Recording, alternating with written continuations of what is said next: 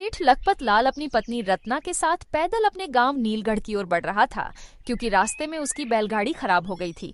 तभी सेठ रुककर रत्ना से बोला, अरे भाग्यवान, थोड़ी सी देर यहीं आराम कर लेते हैं, पैर काफी दर्द कर रहे हैं। सेठ और उसकी पत्नी वहीं बैठ जाते हैं।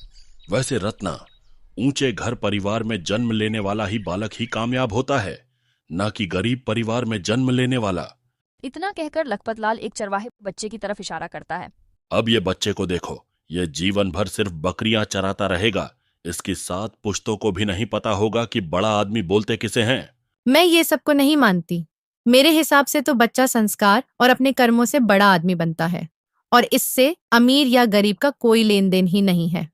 तो इसका मतलब मेरी बात का कोई मतलब ही नहीं है। मैं इतना बड़ा व्यापारी हूं, आज तक कोई मेरी बात को गलत नहीं बोला, और तुम्हारा कहना है कि मेरी बात का कोई मतलब ही सिद्ध नहीं होता।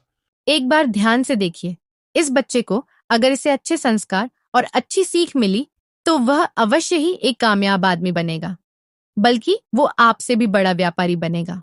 सुनो रत्ना, आज के बाद मुझसे तभी बात करना जब अपनी बात सिद्ध कर पाओ, और ये चरवाहा हमेशा ऐसा ही गरीब बना रहेगा। बिल्कुल स्वामी, मैं भी आपको ये सिद्ध करके दिखाऊंगी। आपस में विवाद होने के थोड़ी देर बाद वो दोनों घर चले आए। घर पर पहुंचकर सेठ का गुस्सा शांत हो गया था, पर रत्ना अभी भी गुस्से में थी। उसका गुस्सा देखकर सेठ ने सोचा, आज मैं थोड़ा ज्यादा ही बोल गया, एक बार रत्ना से माफी मांग लेता हूँ। सेठ रत्ना के पास जाता है। रत्ना, मुझे माफ कर दो, मैं आज अपने अहंकार में कुछ ज्यादा ही गुस्सा हो गया तुम पर। स्वामी, अब तो तीर कमान से निकल चुका है, अब तो मैं आपको अपनी बात सिद्ध करके ही रहूंगी। तो इसका मतलब तुमने मुझे अभी भी माफ नहीं किया। अब मैं घर भी जब ही लौटूंगी जब मैं अपनी बात सिद्ध कर दूंगी। तुम मुझे ऐसे छोड़कर नहीं जा सकती रत्ना, ये गलत है। आप विश्वास कीजिए, हम जल्द ही फिर मिलेंगे।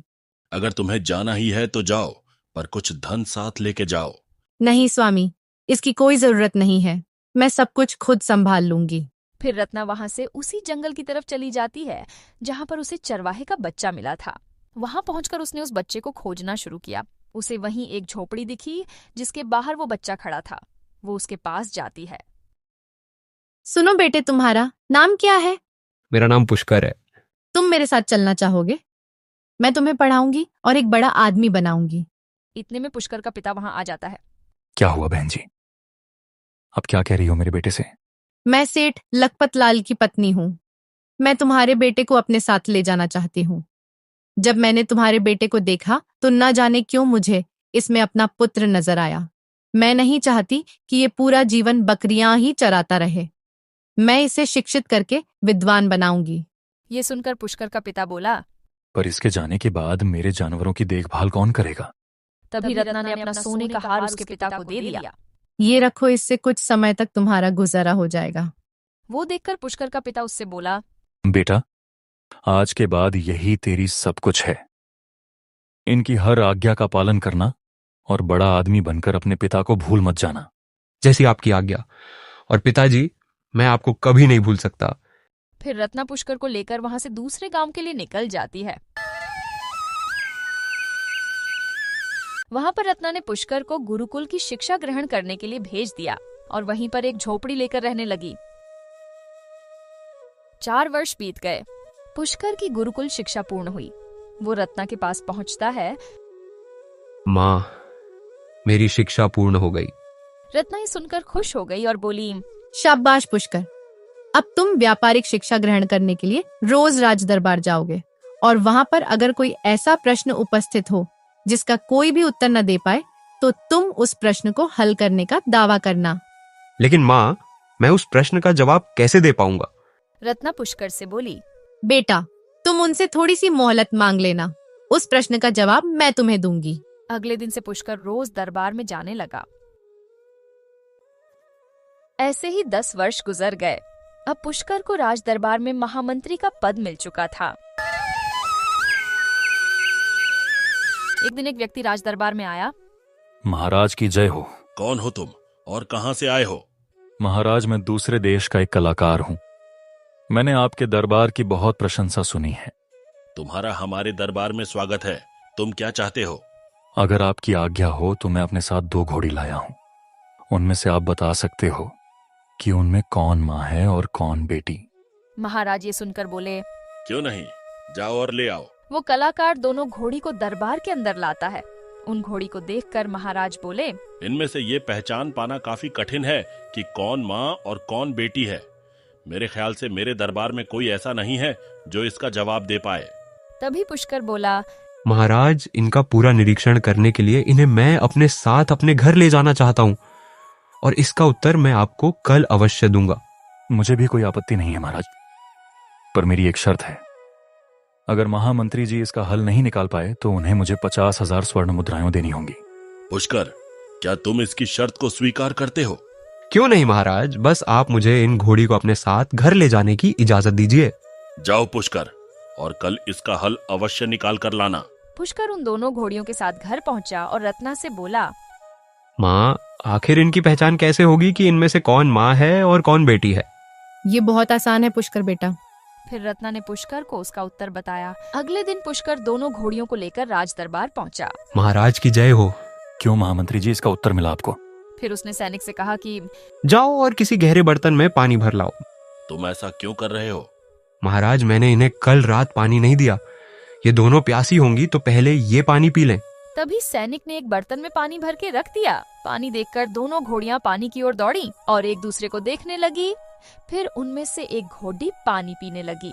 पुष्कर राजा की ओर देखकर बोला। महाराज, ये जो पानी पी रही है ये बेटी है और जो चुपचाप खड़ी है वो इसकी माँ है। ये सुनकर कलाकार चौंक गया। क्यों कलाकार, पुष्कर ने सच कहा है। जी महाराज, ये उत्तर सही है। मैं शर्त हार गया। कलाकार वहां से चला गया। वाह पुष्कर, आज तुम्हारी वजह से हमारे दरबार की इज्जत बच गई। मांगो क्या मांगते हो, ये हमारा हुक्म है। महाराज, मैं आपको कल तक बता दूंगा। ये कहकर पुष्कर घर चला गया। उसने रत्ना को सारी बात बताई।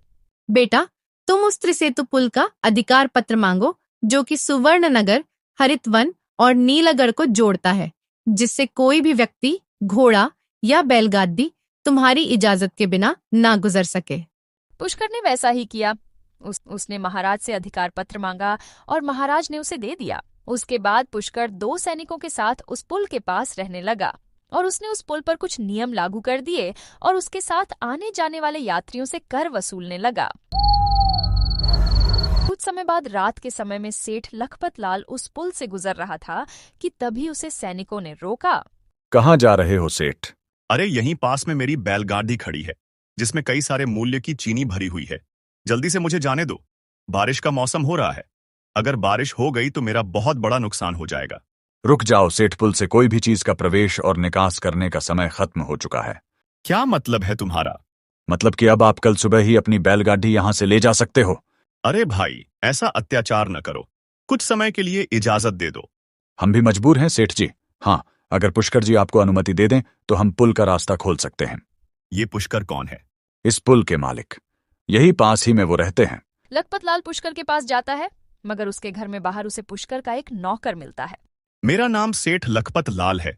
मैं नीलगढ़ का बहुत बड़ा व्यापारी हूँ। मुझे पुष्कर जी से मिलना है।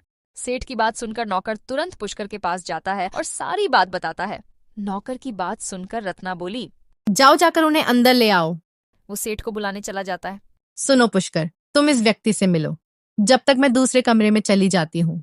ये कहकर रत्ना वहां से चली गई। कुछ ही देर में लखपत लाल अंदर आया। नमस्ते पुष्कर जी, मेरा नाम सेठ लखपत लाल है। मैं नीलगढ़ का बहुत बड़ा व्यापारी हूँ। मैं एक बहुत बड़ी समस्या में फंस गया हूँ। अब उस समस्या का हल आप ही निकाल सकते हैं। क्या समस्या है सेठ? लखपत लाल ने उसे पूरी दास्तान बताई और बोला। ये तो नहीं हो पाएगा सेठ जी, क्योंकि पुल के नियम के खिलाफ मैं नहीं जा सकता, क्योंकि इन नियमों के कारण कई सेठों का नुकसान हुआ है। अगर मैं आपके लिए ये पुल खोल दूंगा तो उनके साथ अन्याय होगा। पुष्कर जी, अगर आपने इजाजत नहीं दी तो मेरा बहुत बड़ा नुकसान हो जाएगा। मैं आपको दुगना कर देने को तैयार हूं। कृपा करके आप इजाजत दे दीजिए, और अगर आप चाहो तो मैं आपको 2 लाख के हीरे तोहफे के रूप में दे दूंगा। ये सुनकर पुष्कर को गुस्सा आया और बोला। सेठ, तुम मुझे रिश्वत देने की कोशिश कर रहे हो। जाओ, निकल जाओ यहां से, वरना अपने सैनिकों से धक्का देकर निकलवा दूंगा।